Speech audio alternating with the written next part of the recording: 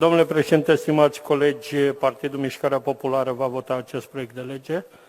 Sunt două componente importante, componenta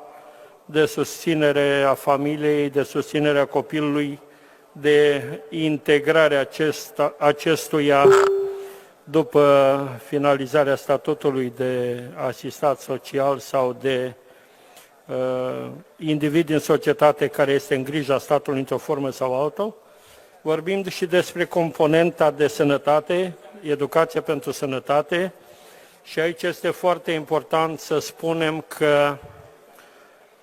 rețeaua de medicină școlară ar fi trebuit să fie primul bastion pe care statul român să aibă în educația copiilor pentru sănătate. Fie că vorbim de educația pentru igienă, fie că vorbim de educația pentru alimentație, fie că vorbim de educația pentru prim ajutor, fie că vorbim de educația pentru mișcare, pentru sport, medicina școlară împreună cu cadrele didactice, cu asociațiile de părinți, trebuiau să fie cei care să facă primii pași în educația copilului. Sigur că în prevederea acestui text de lege, în textul acestui proiect de lege avem o prevedere clară privind educația sexuală pentru copii și este foarte important ca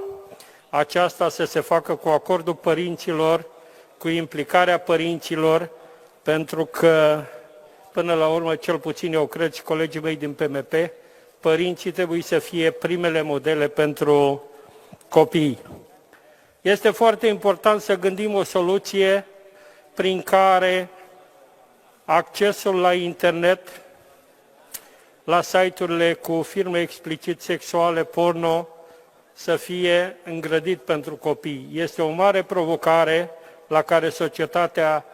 românească și nu numai societatea românească trebuie să răspundă,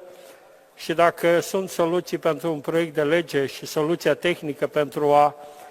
frâna accesul copiilor, minorilor la aceste site-uri cu tentă și cu prezentare explicit sexuală, porno, trebuie să îl facem. De asemenea, eu fac un apel și la părinții care au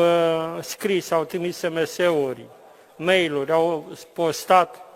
de ce trebuie ca educația sexuală să se facă cu acordul părinților și este corect, dar să aibă grijă de copii, să le dea hăinuțe să se ducă la școală, să mai lase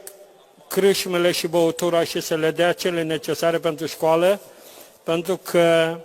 grija față de copil nu presupune doar acest punct, presupune în integralitate suflet, grijă, implicare și mai ales, cum spuneam, pentru cei mai mulți dintre copiii noștri, părinții sunt primele modele. Vă mulțumesc!